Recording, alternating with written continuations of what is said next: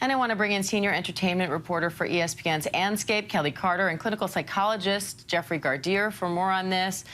Kelly, what kind of reaction are you hearing from the music industry to this news of Sinead O'Connor's passing?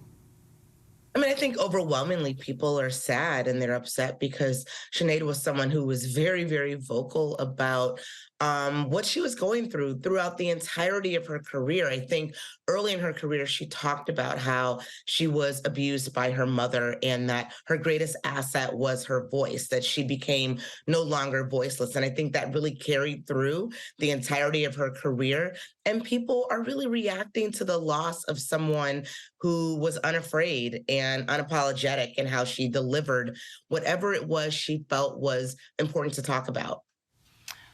Kelly, she soared to fame after her hit Nothing Compares to You, but we showed that moment where her career took a hit after she tore up that picture of the Pope, Pope John Paul II, on Saturday Night Live.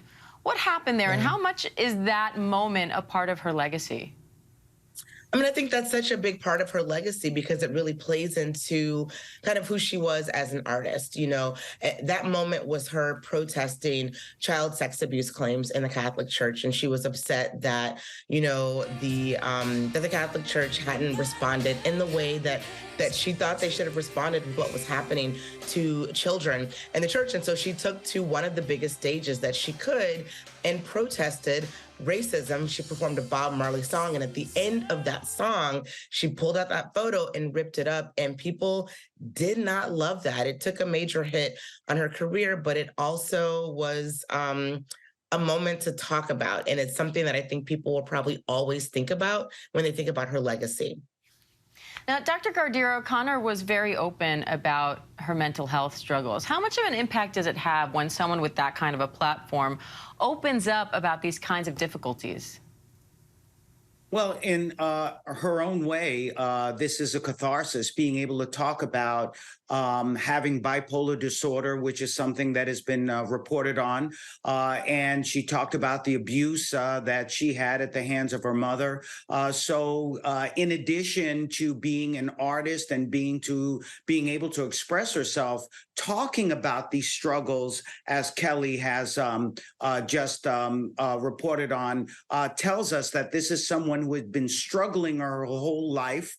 Entertainment was her whole life. So the combination of those two things, being able to create art, but yet at the same time trying to heal, and also talking about the continued pain. And we know she had continued pain in her life. All of that capped off, of course, by the suicide of her teenage son, Shane. All of those things have a huge impact on her mental health as well as her physical health. She also pushed a message of compassion. She was quoted as telling People magazine, "We should not mock those who are brave enough to show their wounds." How much do you think her message and the fact that she spoke about this so frequently, how much does that help advance attitudes when it comes to mental health issues and how they're stigmatized?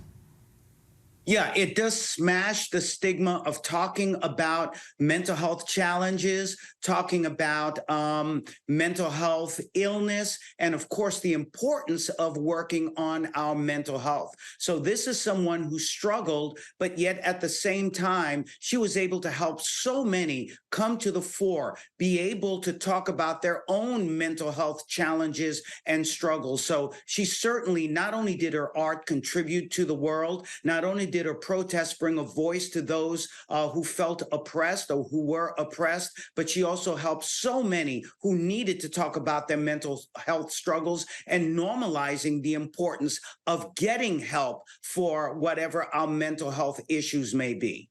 And Kelly, I'm out of time, but quickly, how do you think she'll be remembered? As someone who used her voice and very authentic. All right, Kelly Carter, Dr. Gardier, thank you both.